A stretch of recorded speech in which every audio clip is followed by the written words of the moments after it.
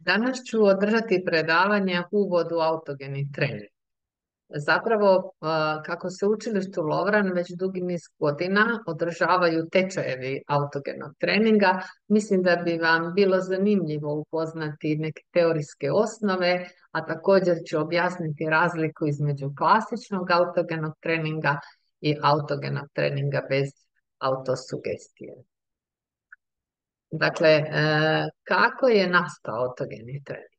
Krajem prošlog stoljeća mehanizam meditacije koji su kao tehniku opuštanja i tehniku osobnog razvoja koristili od davnina mudraci i narodi Dalekog Istoka, znanstveno je objasnio psiholog William James i dokazao je naime hipotezu da se ništa ne može tako, da ništa ne može tako dobro da smiri misli i opusti čovjeka kao jednostavno usmjeravanje pažnje na čulni ili mentalni sadržaj.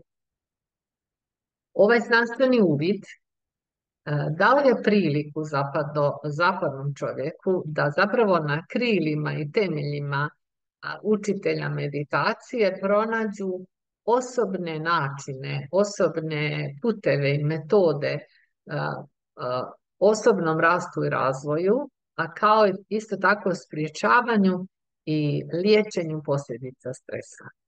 Danas se autogeni trening uslijed internacionalizacije kultura, ali i uslijed tehnoloških inovacija prakticira diljem svijeta.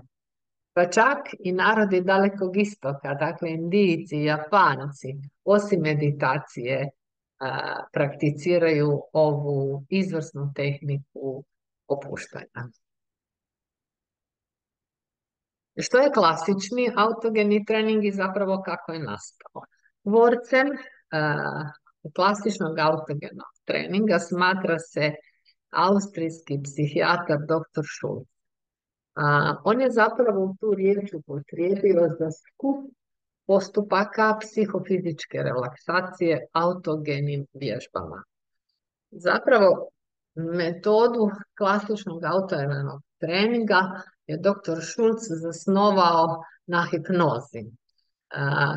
Naime, iz njegovog iskustva, kako je on uvodio svoje pacijente u hipnozu, primijetio je da većina njegovih pacijenata u trenutku prelaska iz svjesnog u nesvjesno stanje uma, zapravo u alfa stanje uma, razvija te osjećaje težine, topline, ravnomjernog rada srca i ravnomjernog disanja. I onda je dr. Schulz došao na ideju da se ovakve tjelesne senzacije opuštenosti mogu proizvesti i autosugestivnim znači mislima, odnosno autosugestivnim formulama. Odnosno, bez hipnoze i bez pomoći terapeuta, naravno nakon što se uz pomoć terapeuta ta tehnika nauči. Dakle, 1928. ova tehnika je nazvana autogeni trening i koristi se osim kao tehnika samopomoći i samorazvoja i u psihoterapijskoj praksi. Dakle, autogeni trening ima 3 izvora, klasični autogeni trening. Jedan izvor mu je psihoanaliza, zatim hipnoza i istočnjačke relaksacijske tehnike. Što je autogeni trening bez autosugestije? Autogeni trening bez autosugestije smatra se da je patentirao psiholog Milenko Vlajkov i sam naziv mu kaže da se ne oslanja na autosugestiju.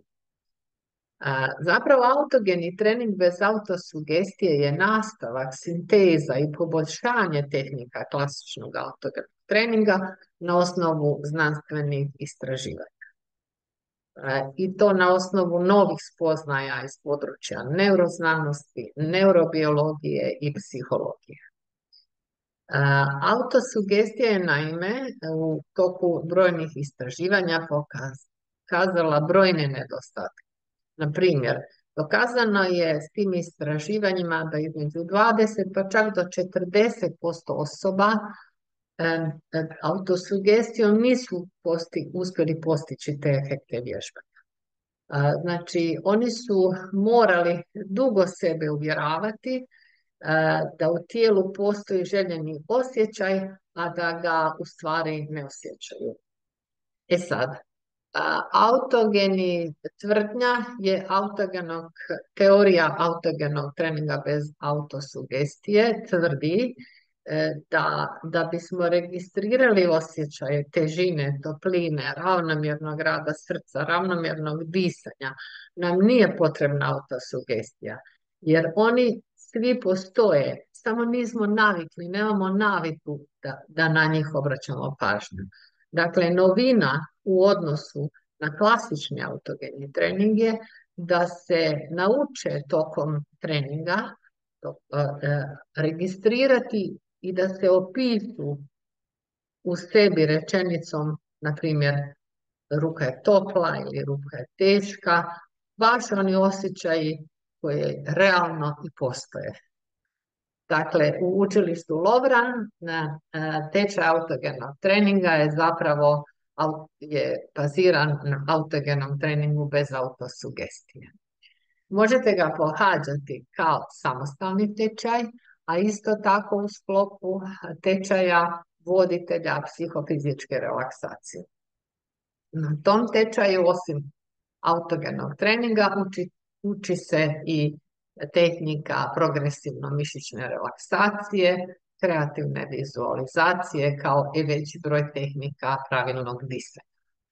Tečajeve vode doktorica Gordana Kučan i ja, doktorica Jelica Popić. Obje smo završile poslijediplomske stručni studij iz kibernetike psihoterapije i od 2003. godine u svoju psihoterapijsku praksu smo uvele ove moćne tehnike za opuštanje i za psihoterapijski rad, a isto tako poučavamo, znači dugo godina smo voditelji tečajeva.